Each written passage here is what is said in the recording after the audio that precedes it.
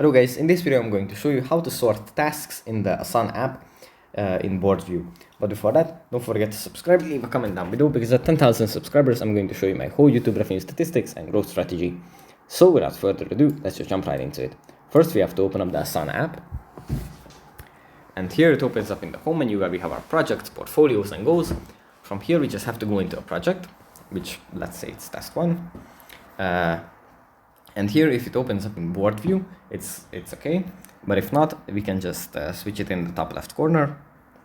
Then in the top right corner, there is this little adjustment button. We can tap on that.